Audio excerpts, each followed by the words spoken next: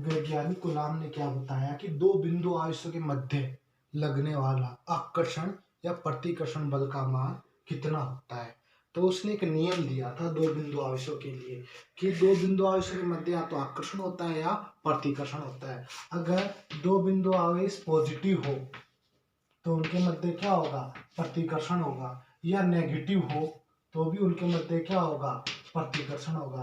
और positive negative हो तो उनके मध्य क्या होगा, आकर्षण बल लगेगा। अब उस बल का मान कैसे लगता है, किस प्रकार लगता है, तो उसके लिए उसने एक नियम दिया जिसको कहते हैं कूलाम का नियम। अब ये नियम किस प्रकार से है तो इसको देखना। कूलाम के नियम के अनुसार, कूलाम के नियम के अनुसार लगने वाला आकर्षण या प्रतिकर्षण बल का मान दोनों आवेशों के गुणनफल के समानुपाती होता है। यानी जो बल होता है वो दोनों बिंदु आवेशों के गुणनफल के समानुपाती होता है। और समानुपाती इन दो गुणनफल के समानुपाती तथा दोनों आवेशों के बीच की दूरी के वर्ग के व्युत्क्रमानुपाती होता है। यानी इनके बीच की दूरी के वर्ग के, तो ये तो बीच की दूरी के वर्ग के क्या हो गया, व्युत्क्रमानुपाती हो गया। यानी जो बल लगता है आकर्षण या प्रतिकर्षण बल वो दोनों आवेशों के गुणनफल के समानुपाती होता है। यानी दोनों आवेशों का गुणनफल जितना ज्यादा होगा आकर्षण या प्रतिकर्षण बल का मान उतना ही अधिक होगा। इसी प्रकार यदि उनके बीच की दूरी अधिक होगी तो बल का मान कम होगा और बीच की दूरी के वर्ग के व्युत्क्रमानुपाती होता है। तो ये बात याद रखने की है। अब इसको गणितीय रूप में निकाला गया है तो कैसे वो देखना।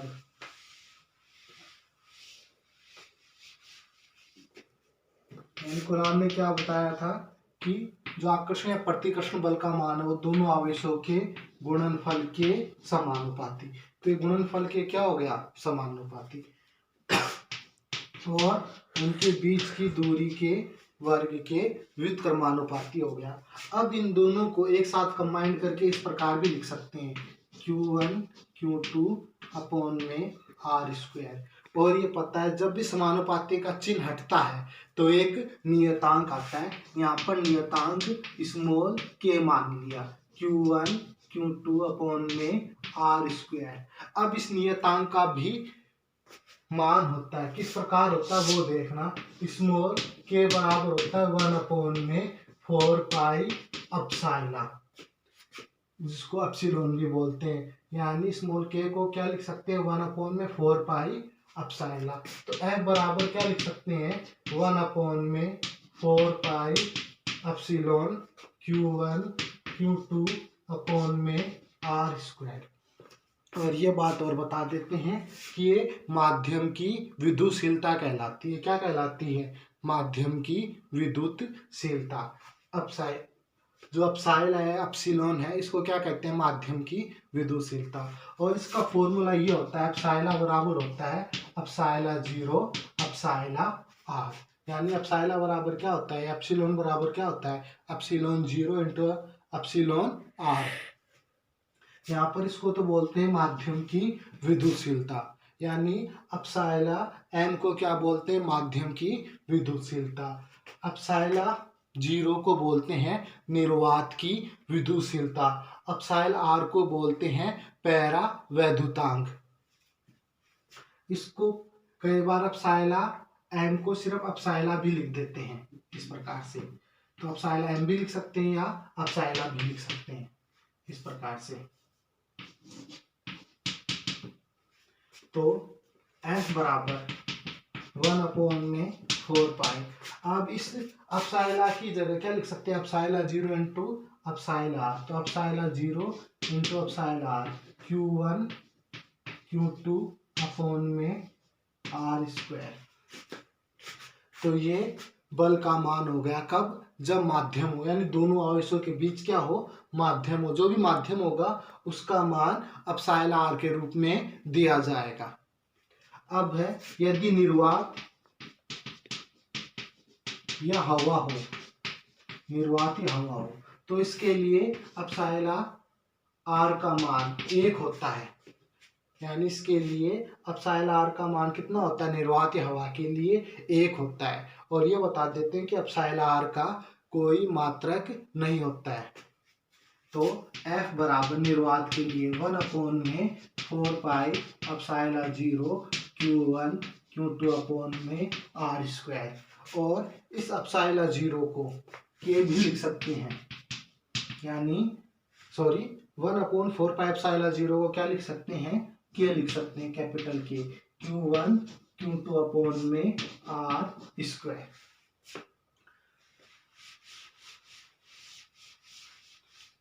यहाँ पर जो K है यानी 1/4 पाई एप्सिलॉन 0 बराबर K माना। जब इसको हल करते हैं तो इसका मान होता है 9 गुणा 10 की पावर 9 न्यूटन मीटर स्क्वायर पर कूलम स्क्वायर। ये इसका अंकित मान होता है। तो निर्वात में जो बल लगता है निर्वाती हवा में, तो उसका मान होता है 9 गुणा 10 की पावर 9 Q1 Q2 अपॉन में R स्क्वायर। तो निर्वात के लिए इस फॉर्मूले को काम में लिया जाता है। यदि दो आवेश निर्वाती हवा में है तो उनके मध्य लगने वाला जो बल का मान होगा वो होगा 9 गुणा 10 की पावर 9 Q1 Q2 अपॉन में R स्क्वायर। और यदि माध्यम है तब इस फॉर्मूले को काम में लिया जाता है। यदि माध्यम है तब इस फॉर्मूले को काम में लिया जाता है। ये पता ही है कि बल कैसी राशि है, सदिश राशि है, तो इसको सदिश रूप में भी लिख सकते हैं K Q1 Q2 अपॉन में R स्क्वायर R कैप। यहाँ पर R कैप लगा दिया है। और ये बता देते हैं इसकी दिशा कहाँ होती है। इसकी दिशा होती है दोनों आवेशों को मिलाने वाली रेखा के अनुदिश। यानी इस बल की जो दिशा होती है वो होती है दोनों आवेशों को मिलाने वाली रेखा के अनुदिश।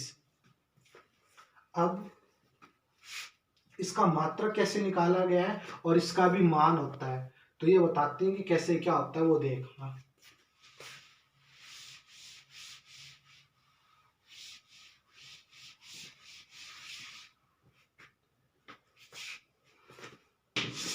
यानी ये जो मात्रक आया किस प्रकार से आया है, और एप्सिलॉन 0 की जो वैल्यू होती है वो होती है 8.85 गुणा 10 की पावर -12 होती है। आगे इसके मात्रक भी आता है। अब वो मात्रक कैसे निकालते हैं वो एक तरीका बता रहे हैं, देखना है। बराबर 1 में 4 pi epsilon 0 epsilon Q1 Q2 upon में R स्क्वायर। अब एप्सिलॉन 0 का मात्रक चाहिए तो कैसे निकाल सकते हैं, ये देखना। जिसका मात्रक नहीं होता है उसको हटा देंगे, 4 को हटा देंगे, पाई को हटा देंगे, एप्सिलॉन R को हटा देंगे। किसका मात्रक चाहिए, एप्सिलॉन 0 का। तो इस संख्या को क्या कर देंगे, पलट देंगे। तो 1 में F बराबर कितना आ जाएगा, एप्सिलॉन 0 R स्क्वायर अपॉन में Q1 Q2। इसको इधर भेज देंगे इन दोनों को, तो Q1 Q2 अपॉन में F और ये R स्क्वायर इसके नीचे एप्सिलॉन 0। तो एप्सिलॉन 0 का मात्रक क्या हो जाएगा, आवेश गुणा हो रहे हैं तो पहले आवेश का मात्रक कूलम, इसका भी मात्रक कूलम, नीचे न्यूटन मीटर स्क्वायर। तो एप्सिलॉन 0 का मात्रक कितना हो गया, कूलम स्क्वायर पर न्यूटन मीटर स्क्वायर। तो एप्सिलॉन 0 की वैल्यू अपने को याद रखनी है, कितनी होती है 8.85 गुणा 10 की पावर -12। और इसका मात्रक होता है कूलम स्क्वायर पर न्यूटन मीटर स्क्वायर। अगर ये मात्रक भूल जाए तो इस प्रकार से इसको निकाल सकते हैं, ये मात्रक याद रखना है। अब है इसके बाद इसके लिए मात्रक कितना होगा, यानी 1/4 पाई एप्सिलॉन 0 को K माना है और K का जो आंकिक मान है वो होता है 9 गुणा 10 की पावर 9 और इसका मात्रक है न्यूटन मीटर स्क्वायर पर कूलम स्क्वायर। ये मात्रक इसका ठीक उल्टा है। तो ये मात्रक कैसे निकाला गया वो और देख लेना। F बराबर क्या फॉर्मूला था अपना, 1 में 4 pi epsilon 0 epsilon Q1 Q2 upon में R स्क्वायर।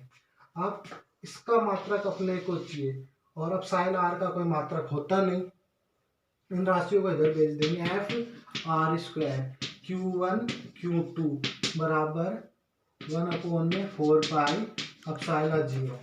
तो बल का मात्रक न्यूटन, दूरी का मात्रक मीटर, स्क्वायर स्क्वायर लगा देंगे, आवेश का मात्रक कूलाम, इसका भी कूलाम, तो कितना हो जाएगा कूलाम स्क्वायर। तो क्या हो जाएगा न्यूटन मीटर स्क्वायर प्रति कूलाम स्क्वायर।